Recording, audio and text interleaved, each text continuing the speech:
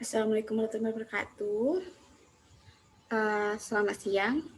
Hari ini saya akan menjelaskan terkait dengan debat dari empiris dengan nativis.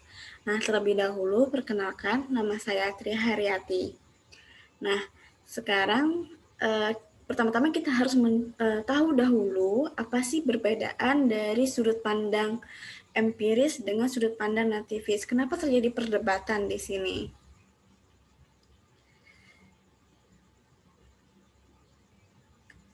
Oke, langsung saja di sini. Masing-masing antara empiris dan nativis itu memiliki tokohnya masing-masing. Nah, di perkembangan dalam perspektif empiris, nah di sini adalah artinya adalah pengalaman di sini.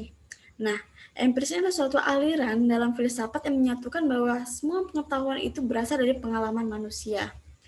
Nah, tokoh perintis aliran empiris adalah John Locke.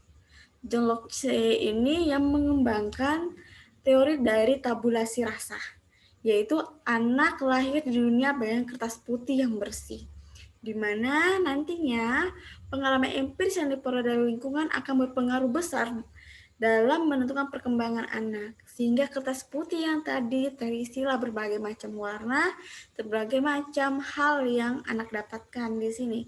Ini terkait empiris. Jadi kita garis bawahi bahwa empiris adalah suatu pemahaman terkait dengan pengalaman. Namun di sini ada kelebihan dan kekurangan empiris, di mana kelebihan aliran empiris adalah pengalaman indera merupakan sumber pengetahuan yang benar. Karena paham empiris mengedepankan fakta-fakta yang terjadi di lapangan. Kelebihan yang lain adalah dapat membimbing keluarga atau lingkungan anak untuk menciptakan lingkungan yang mendukung bagi anak sehingga perkembangan anak dapat berjalan dengan baik.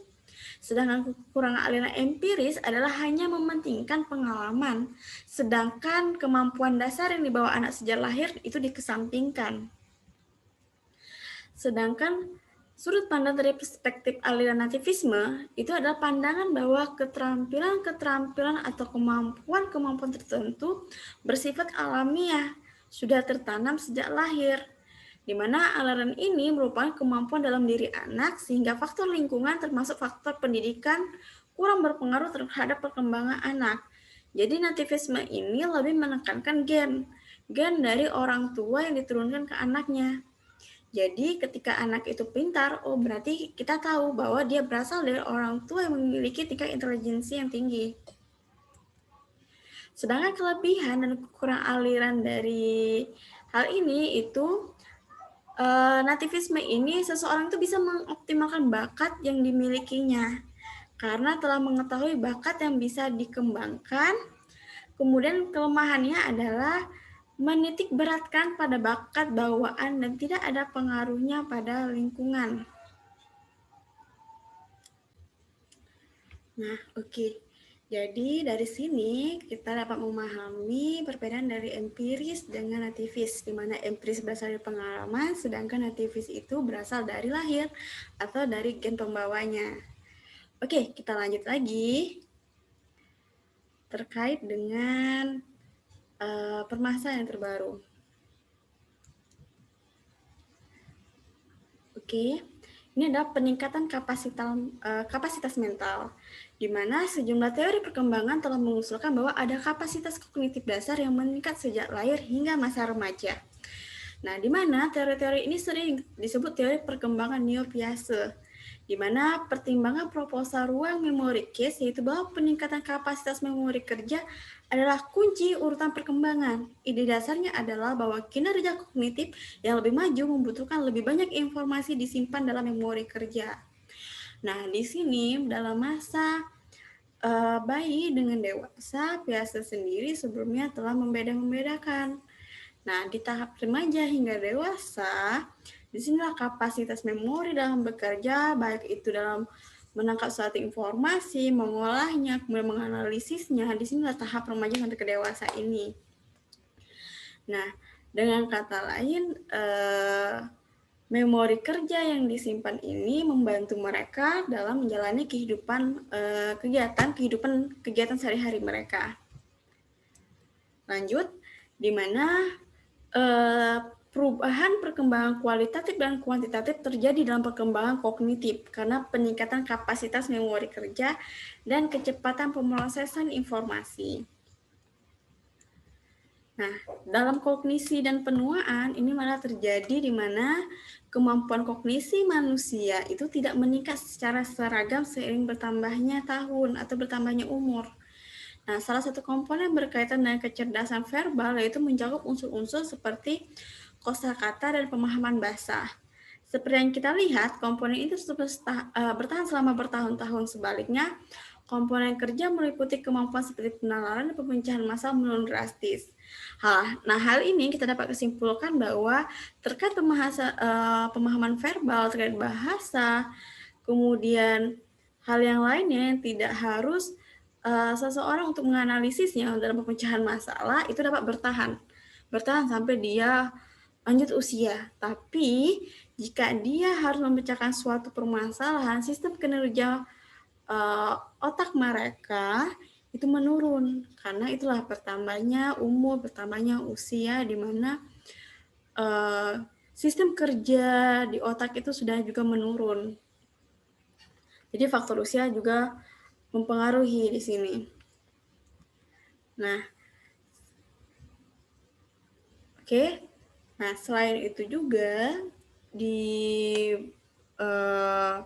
peningkatan pengetahuan dan kedewasaan terkadang itu mengimbangi penurunan yang tadi saya bilang tadi bahwa dari anak ke dewasa itu merupakan masa emas mereka di mana sampai dewasa itu mereka masih bisa bekerja, memikirkan proses kognisi, proses di mana pemecahan ilmiah mereka dapat meningkat, dapat memahami lebih cepat, di mana pemecahan masalah mereka itu lebih baik. Sedangkan dalam penuaan mereka, orang-orang yang lanjut usia lebih bertahan di bagian verbal, itu bagian bahasa dan lainnya. Sedangkan untuk pemecahan masalah sendiri, mereka bukannya tidak bisa, hanya tidak optimal dalam pemrosesannya. Nah, di sini terjadi perdebatan antara pandangan empiris dan naratif, di mana di empiris mengatakan bahwa pengalaman yang menjadi faktor utama seseorang itu memiliki kemampuan intelijensi yang tinggi. Sedangkan bagian nativis mengatakan bahwa hal ini berasal dari lahir atau gen. Nah, saya tambahkan lagi, akibat perdebatan ini muncul satu teori, yaitu teori tentang kognitivisme. Jadi saya akan share tentang teori kognitivisme, perspektif dari konvergensinya. Oke, di mana di sini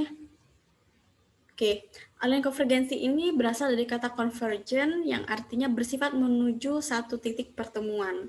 Nah, aliran ini berpendapat bahwa perkembangan individu itu baik dasar atau bakat keturunan maupun lingkungan itu keduanya memiliki peranan penting. Di mana aliran konvergensi ini merupakan aliran menyebatani antara aliran empiris yang memandang hanya lingkunganlah yang berpengaruh terhadap proses perkembangan dengan aliran nativisme yang memandang bahwa sifat bawaan lahir yang mempengaruhi proses pengembangan individu itu sendiri. Di mana kelebihan aliran ini adalah menggabungkan antara aliran empirisme dan nativisme di mana pada keduanya pengalaman serta lingkungan itu sangat berpengaruh dalam meningkatnya bakat atau pembawaan seseorang. Sedangkan kelemahannya, aliran ini adalah anak tidak dapat berkembang karena mereka akan terpaku pada bakat bawaan mereka, sehingga anak tersebut tidak bisa mengekspor bakat mereka. Nah, jadi terkait dengan perihal itu kita dapat kesimpulan sendiri dan kita juga merupakan suatu proses di mana menuju suatu pemikiran ilmiah. Kita bisa merasakan sendiri bahwa memang benar pandangan dari nativis bahwa gen itu mempengaruhi, dari faktor keturunan itu mempengaruhi, iya benar. Akan tetapi dari lingkungan